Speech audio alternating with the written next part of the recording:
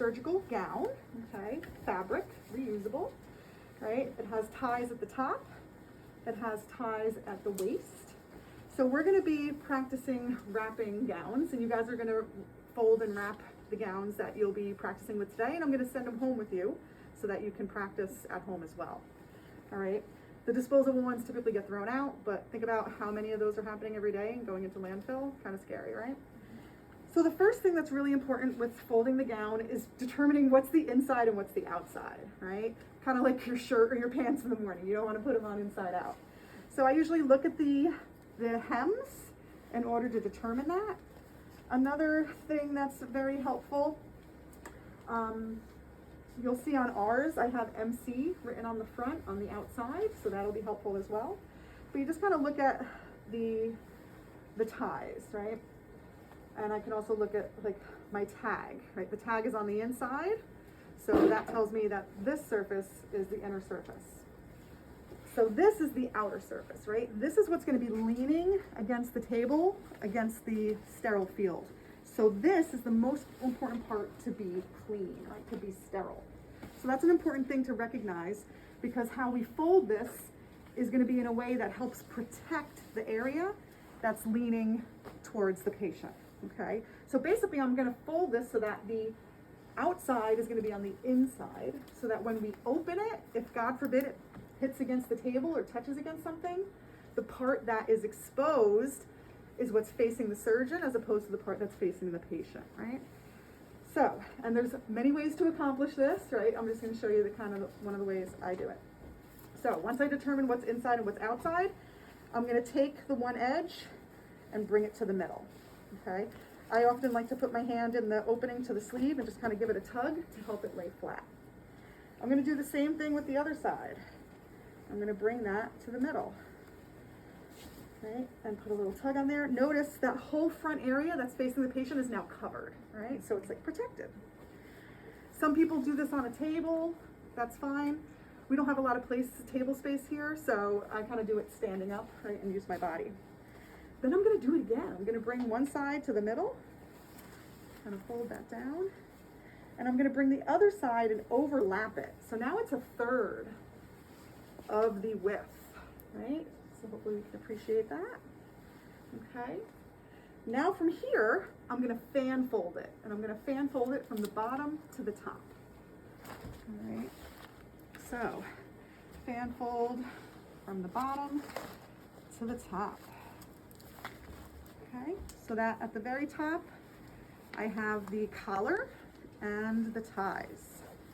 I like the ties to be out, so it gives the surgeon something to grab onto if they need to.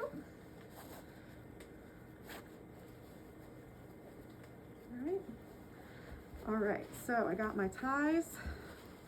I'm gonna put that right in the middle, okay?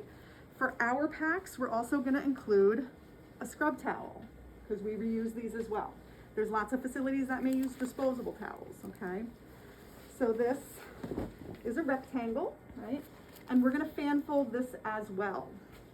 So we fold, fan fold, fan fold. You wanna use a flat surface, that's fine. Can be very helpful. And then I'm gonna fan fold again. Okay. So I have my gown. I'm gonna put that in the middle of my wrap. I got my towel. I need an indicator strip so that when we open this up, we can tell that it's been sterilized. And for our packs, we'll also include a scrub brush. You will notice our scrub brushes have these lines on them so that I can tell that they're ours, okay? Side note, a book won't tell you this. A surgeon's gonna be scrubbing their skin for quite some time with this. If it's like a Brillo pad, that's not gonna be good for the surgeon. You don't want them tearing up their skin. So what I always do before I put it in a pack, I try it on myself. If I do this to myself for just a few seconds and it's tearing my skin up, I'm not gonna put it in that pack for the surgeon who has to scrub their entire hands, every surface, and up their arms, right?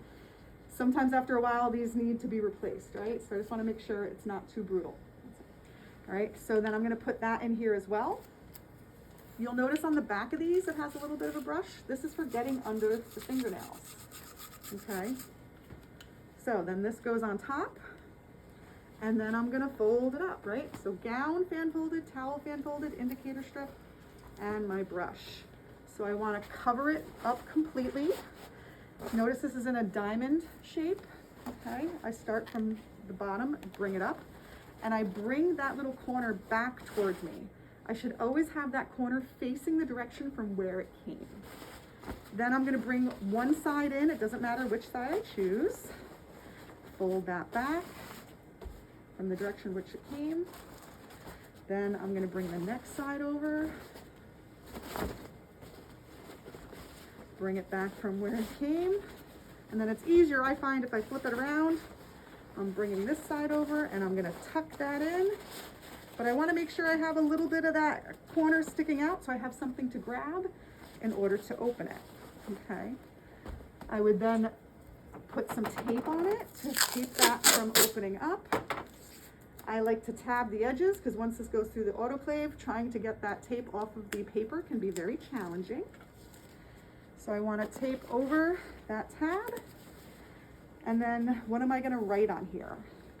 Name, date. So what it is, right, gown pack, and I would use a permanent marker when I do that because regular pen will come off in the autoclave. So what type of pack it is, the date, Initial.